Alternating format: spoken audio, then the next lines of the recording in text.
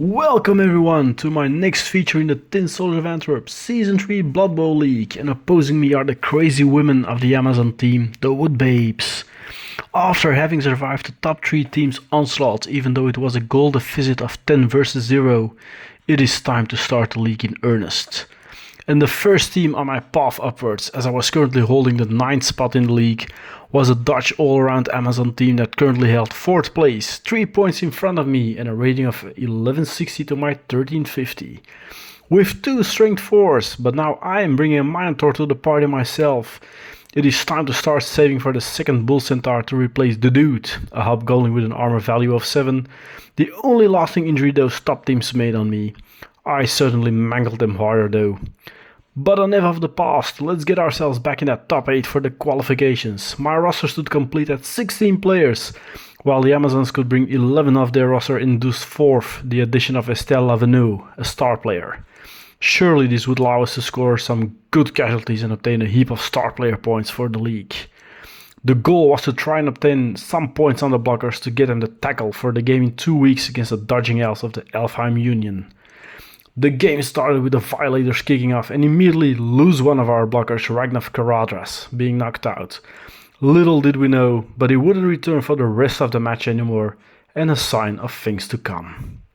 Of course, the ball fell right in the hands of one of the Amazon ladies during the kickoff, so the Amazons could start setting up their push over my flank.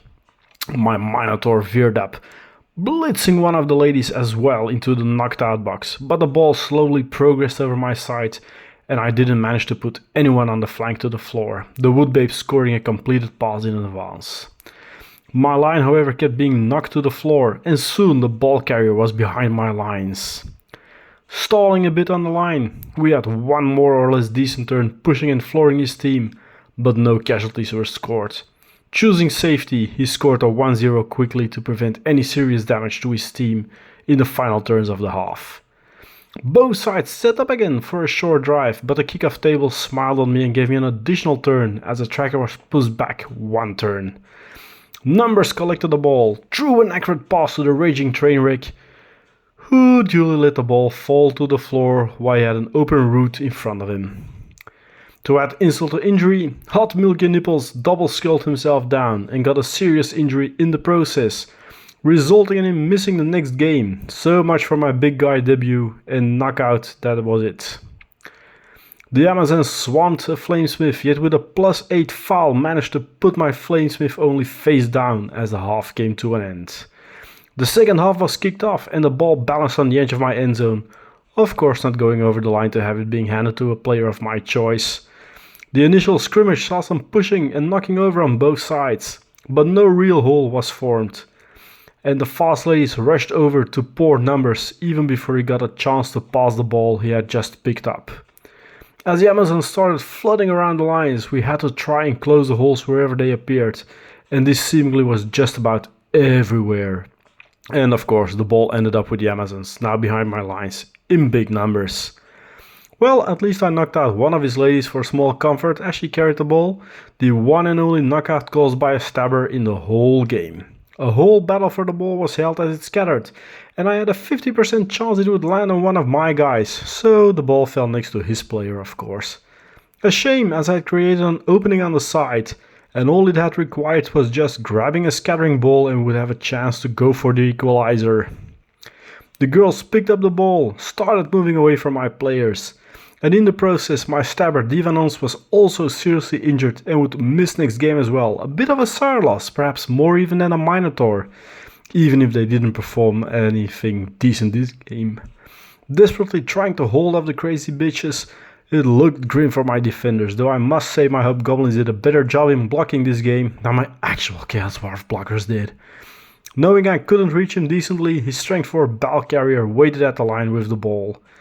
A last moment desperate attempt was undertaken to get to him, but there were so many ladies blocking the routes to get there. And while the brave hobgoblin did his best, he was ultimately knocked over and the 2-0 was scored. So I had one more turn before the match ended and lined up to at least massacre the 3 line women in front of me. The kickoff table smiled on me and I could move players up, only to have the very first block come up double skulls ending the game. Well, that went really disastrous, not counting the MVP, which rightly went to the one player that actually had scored points in the game. I only managed a single casualty. The Stabas versus Armor 8 managed to get through only 3 times with 1 KO as a result. The Flamesmiths only toasted themselves and didn't do anything for the rest.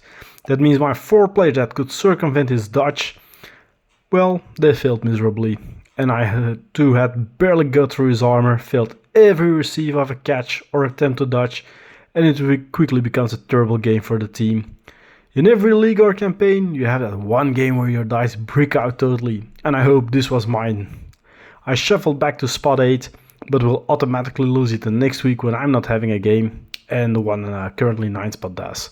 Hopefully the game in 2 weeks against the Elven Union will prove the start of resurgence then, but unforeseen loss will mean I fear I'll have to play for it until the very end to qualify for the playoffs, as the points gap starts to grow now. But on the plus side, I know what to do. Get more rerolls for the team, as just a single one isn't cutting it with all my ball handling fumbling shenanigans. Thanks for watching, and I'll see you again for the next battle report in 2 weeks. Bye bye. Did you like the Chaos Dwarf content in this video and want to know more about Chaos Dwarfs? Then check out the Chaos Dwarf online forum by scanning the QR code you now see on screen.